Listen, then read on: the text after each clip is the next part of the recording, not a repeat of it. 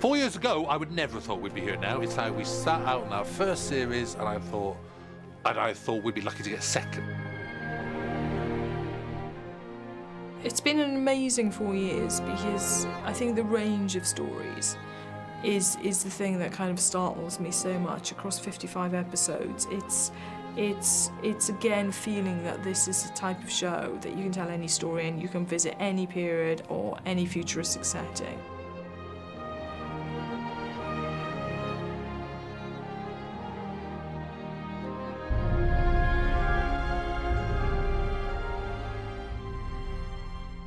We started with a doctor who was Chris Eccleston. I mean, that was a major factor in re-establishing the show. You know, he's one of Britain's, one of the world's finest actors.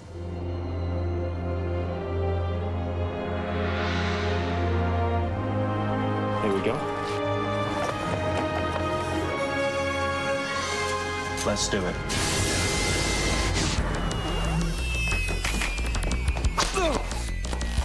Rob!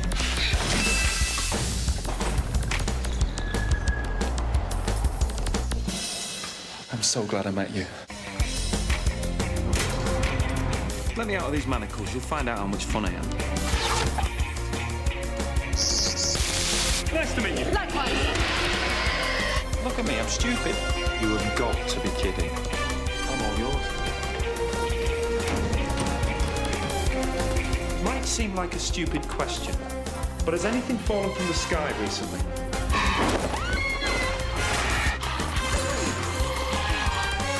Rose? Yes, Doctor? Have a fantastic life. That's it! I'm on fire! Christopher Eccleston was an amazing, amazing Doctor and really kind of kicked open the door to returning Doctor Who. I'm the Doctor, by the way. What's your name?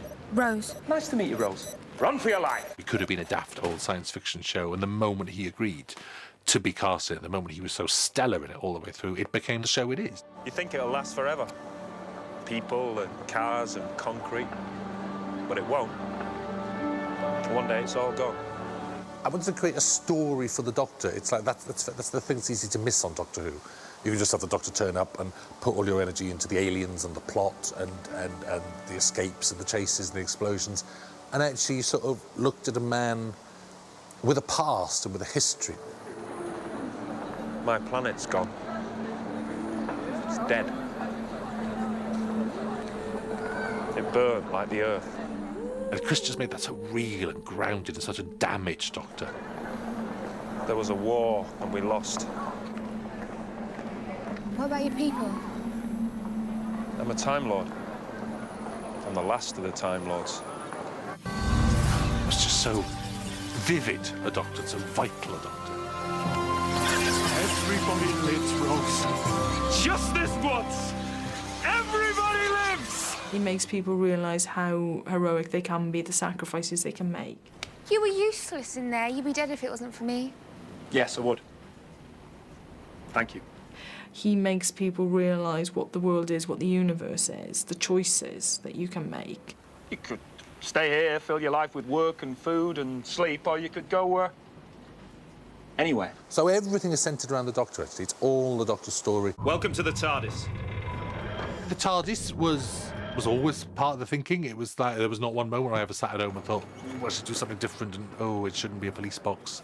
People were saying to me, you know, what's it going to be? Is it going to be a red telephone box? Even they're old-fashioned now. Or is it going to be a Portaloo and stuff like that? And you sit there going, no, it's just going to be a blue police box like it always should have been. You know, it's been out of date for decades, but they still kept using it on telly. It just worked. It's the TARDIS. My TARDIS.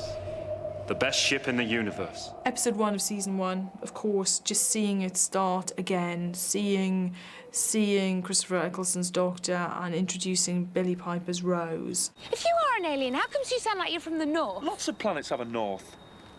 I think the risk we took on the second episode we did, where we took them back 5 billion years into the future and threw every sort of alien onto screen, like big birds and the face of Bo and the Mox of Balhoon. My felicitations upon this historical happenstance.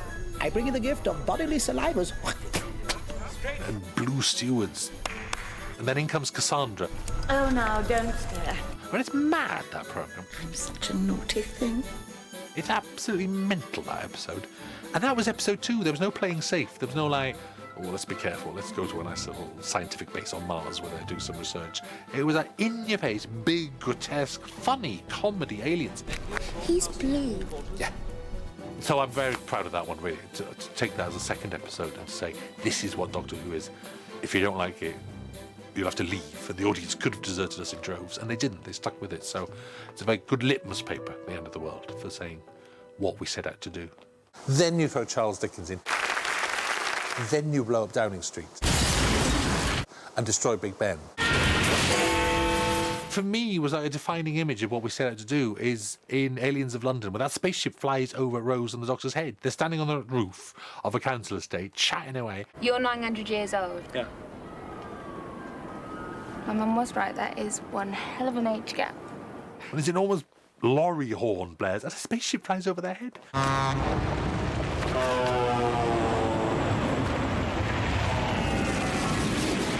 One of my proudest things absolutely is reinstating the Daleks to their glory, because they deserve the glory and they're brilliant creatures.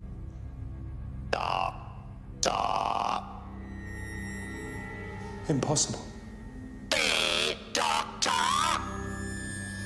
The thrill of seeing that Dalek trundle on for the very first time, and when we filmed back in the Millennium Stadium, was just wonderful.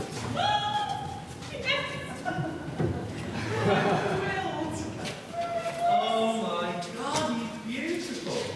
Oh, he is beautiful. I think they're truly, truly iconic, and they're truly series defining, actually. I think they defined our series in the way they defined the classic series right back in 1963. I never tire of them. Literally, when we're filming with them and the rushes come in and the Daleks are in the rushes, I get more excited than normal days' rushes, which is ridiculous. But I literally think they look beautiful, so I love them. Get out of the way! That thing killed hundreds of people. It's not the one pointing the gun at me. He's full of rage and anger and revenge from the Time War, and she talks him out of it. It couldn't kill Van Staten. It couldn't kill me. It's changing. She's the one woman, the one human that can make him better, that can make him a bigger character, a better man. What about you, Doctor? What the hell are you changing into?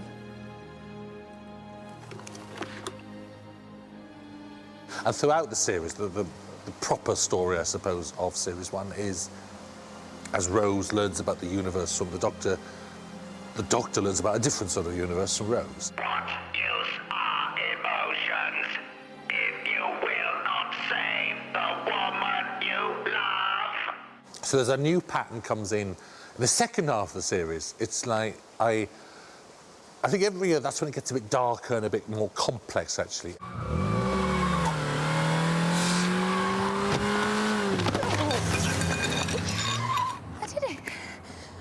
Your life. So second half of Series 1, you get the Father's Day story, which absolutely, I think, embedded Billy and Rose into people's hearts. Who am I, love? My daddy.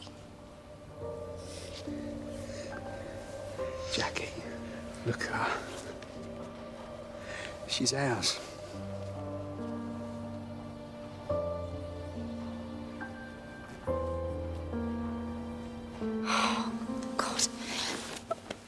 Heartbreaking story, and then you get that followed by The Empty Child. Are you my mummy? We were so lucky in that introduces Steve Moffat into the whole mythos and mythology of Doctor Who. What happens if they touch us? You're looking at it. Are you my mummy? The thing we fought with every year is sort of the cheap episode, and you get that in Series 1, you get Boomtown, which I love, and I think Annette Badland gives such a brilliant performance. And how much did Annette and Chris enjoy that scene in the restaurant together? Give me a chance, Doctor. I can change. I don't believe you. I'd rather have a cheaper episode than 2 middling episodes. That's how you slaughter millions. Because once in a while, on a whim, if the wind's in the right direction, you happen to be kind. Only a killer would know that. Cheap does not mean poor, and it makes the script writing fly. From what I've seen, your funny little happy-go-lucky life leaves devastation in its wake. And I think the series goes on, and you can overstate it. You know, the most important thing is always having a great story every week. I'm going to rescue her. I'm going to save Rose Tyler from the middle of the Dalek fleet, and then I'm going to save the Earth, and then, just to finish off, I'm going to wipe every last stinking Dalek out of the sky! As the story goes on, actually, it's a man who sort of heals himself. In the end, as you head towards the regeneration, it's a man who completes himself and eventually saves her life and is reborn. He's reborn as a new man. It's classic mythology, really. To be able to introduce to children the concept of regeneration... But it's a bit dodgy, this process. ...was an extraordinary thing. You know, to get them used to someone else in the same role, having another friend who happens to have a different face. It means I'm going to change. I mean, there's no show like it, and to be able to do that, I mean, the people that created this format are geniuses.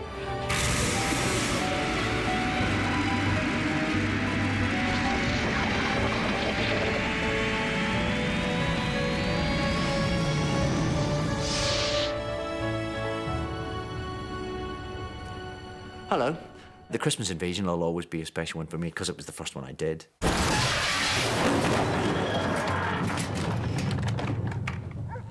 Here we are then. It's so brilliantly structured. Leaving the main character in bed for nearly 40 minutes on Christmas Day. It's such a bold and slightly mad thing to do. Rose, of course, was suspicious because she absolutely loved Christopher Eccleston's Doctor. He left me, Mum. So she had to fall in love with him again, which was kind of, I guess, the experience for the audience. Both working. What do you mean both? Well, he's got two hearts. I've written for 2 Doctors now, and it's funny because in some way in my mind they're all the same man. Did you miss me? I mean, it's literally true that a Doctorness carries on from one to the other. Be honest. How do I look? Different. Good different or bad different? Just different. Am I ginger? I always sort of think David's acting is liquid. I keep on using the word liquid about him because it's like it can flow across his face underneath. You know, there are depths underneath, and whatever he's saying at the moment might not be what he's actually thinking. And even when he's silent, there's 100 things going on under the surface. That's what you ask for from any actor. You're so different. New Doctor. Oh, that's beautiful.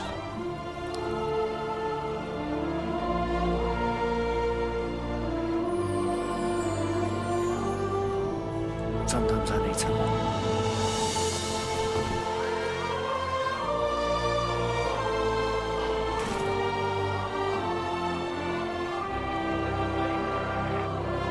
The Doctor of TARDIS. Allons-y, allons-y. Allons-y, allons-y.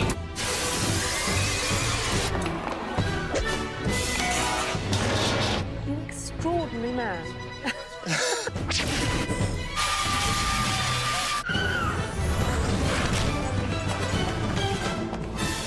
Hello. Come here! One of the mothers, every time. I'm the Doctor. I'm a Time Lord. I'm 903 years old. I'm the man who's going to save your lives and all 6 billion people on the planet below.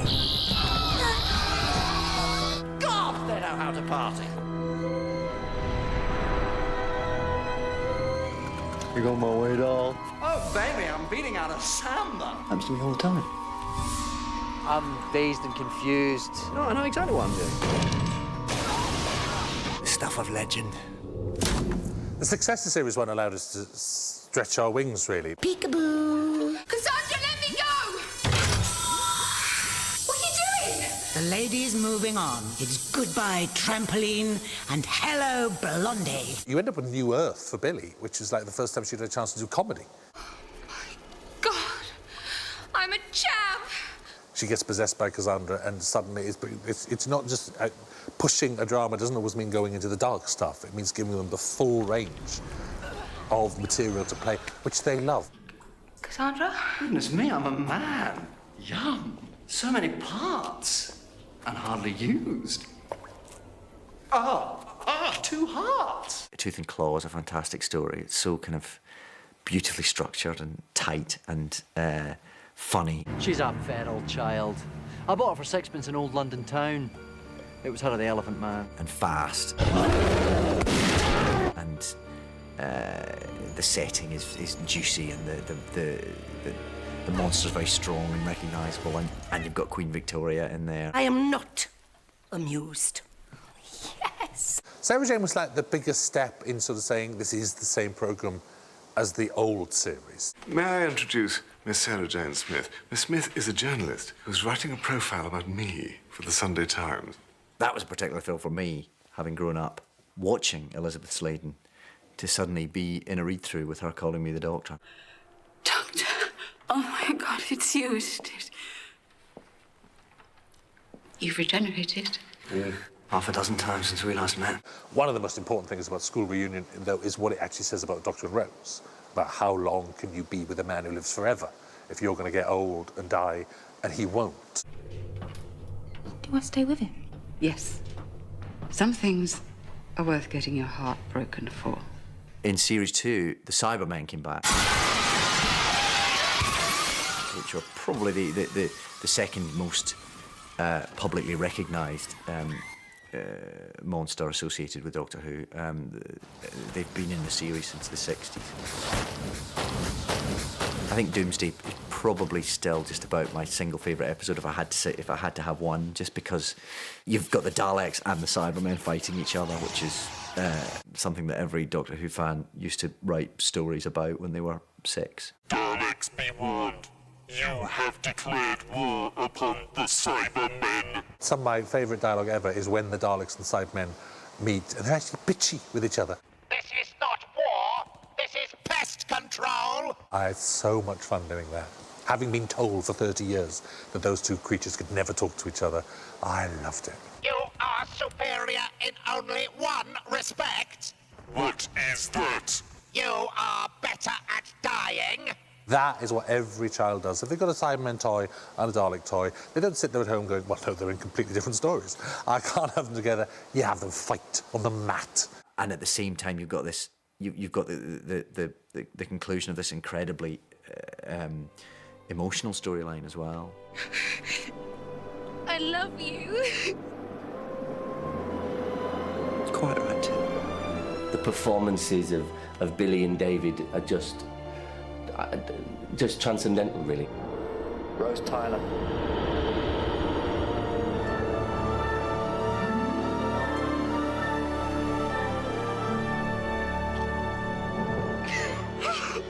They were magnificent on that beach, and it felt like real pain and real drama, the truest drama, which is, you know, about two lovers, really, who were being torn apart.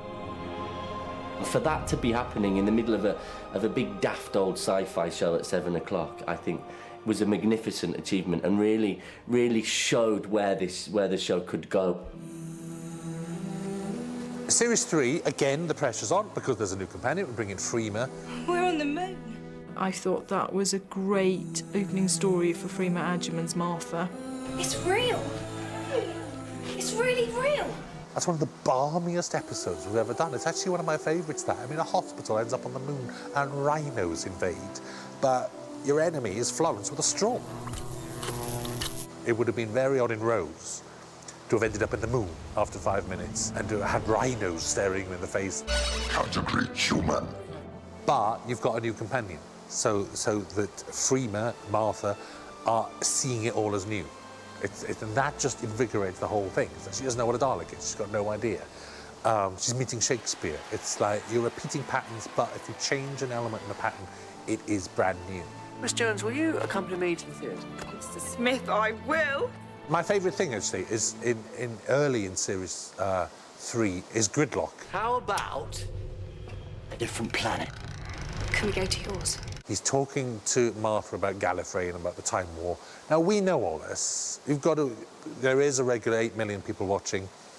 You don't want to bore them with the scene where yet again we hear that the Time Lords are dead, and yet Martha's got to be told that. So you're looking for new ways to tell the story. What's it like? Well, it's beautiful, yeah. And it was in that scene where I had the Doctor lie to her. He tells her about Gallifrey, and he doesn't mention the fact that it's gone.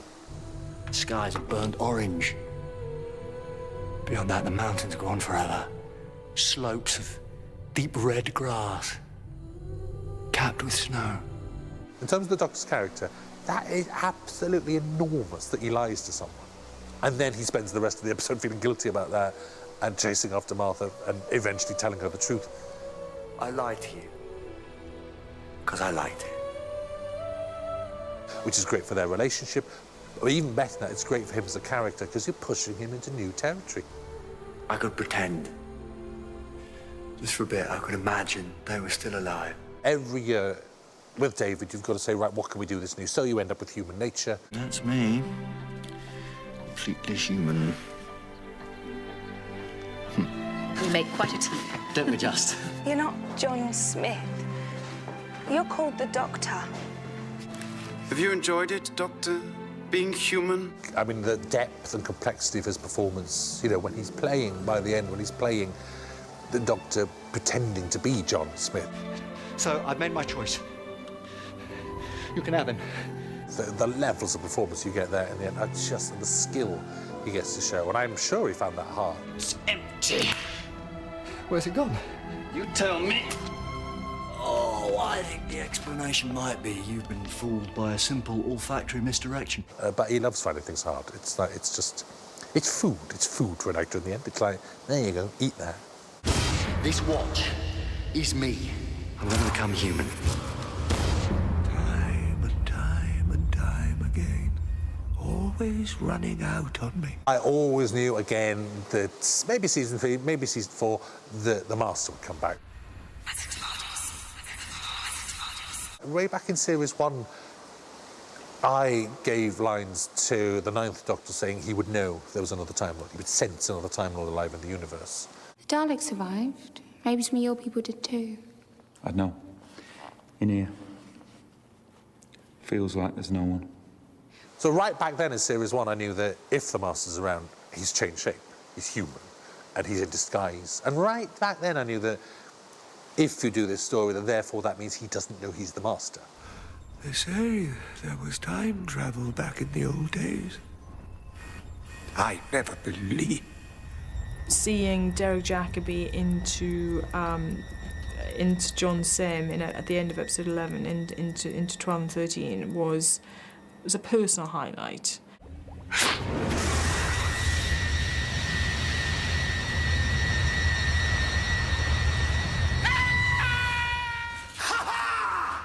Hello. Hello. And you get a great big finale again. It's getting even bigger than the year before.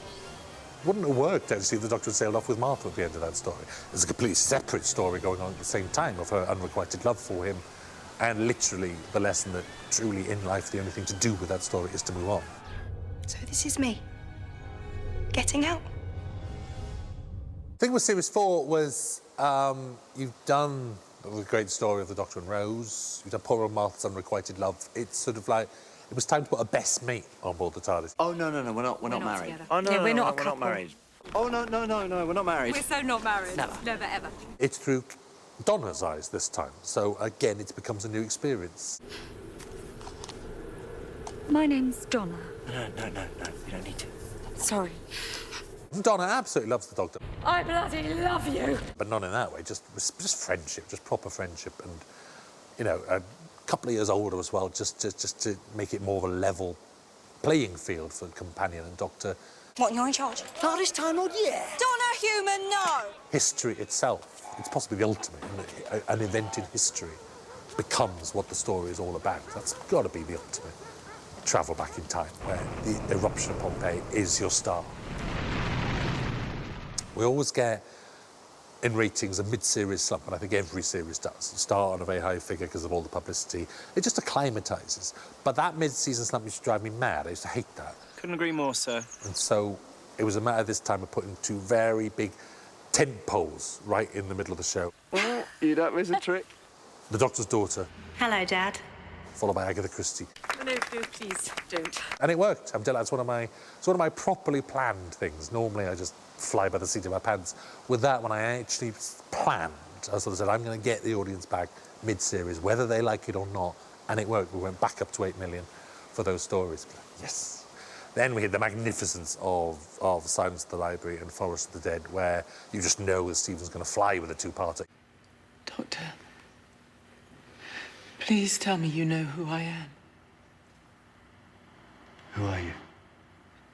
Midnight has recently become a favourite for me, just because, again, it's very different to anything else we've done. Roast beef. Bananas. The Medusa Cascade. It's the one time where the Doctor can't triumph, and it's someone else who saves him. He's out of control in the situation. 1, 2, 3,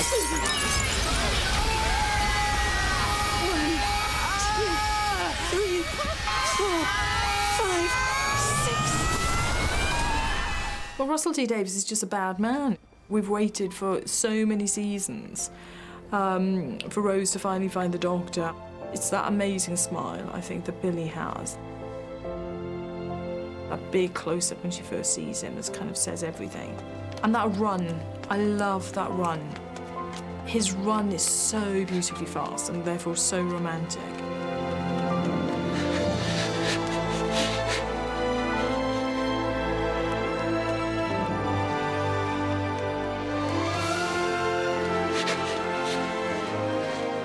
And of course it all goes wrong. Of course it does. The Daleks are always there to scupper a bit of romance or hope. It is the perfect climax to episode 12. He's dying, and you know what happens next. I'm regenerating. Get people discussing regeneration. Like, you know, we're not talking about the Cuban Missile Crisis here. We're not talking about climate change. It's the regeneration of a science fiction character, and it just captured so much imagination. It's just joy in seeing that work, actually. It's you. Oh, yes. You're naked. Oh, yes.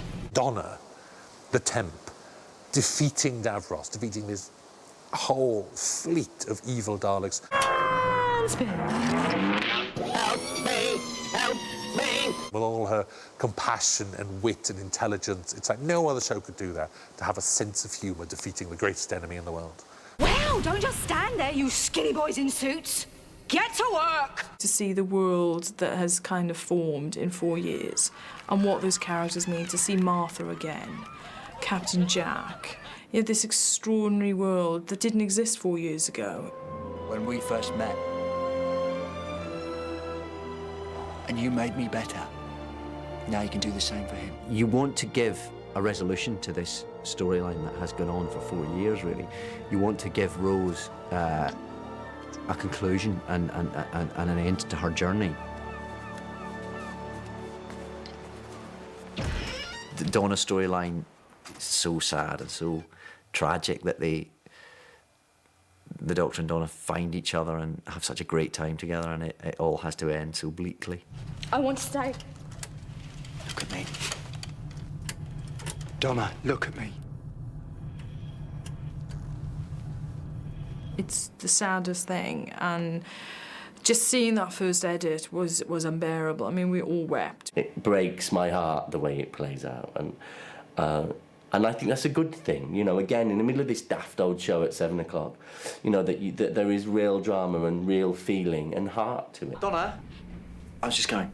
Yeah, see ya. I love 12 and 13 this year. I think the sight when you see everyone coming together from the Torchwood Hub to Sarah Jane's attic, to the TARDIS, to Davros, you sort of think how big this whole Doctor Who universe is, and the on-screen, right, how integrated the spin-offs are, that they're still very faithful to the central show, which is Doctor Who.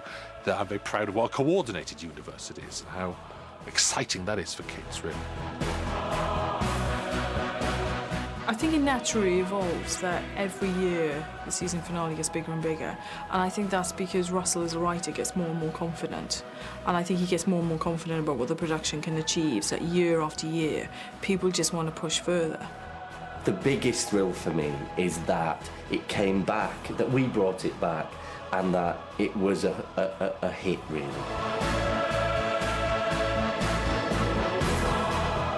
It's touched such a diverse group of people, and families are sitting there together watching it.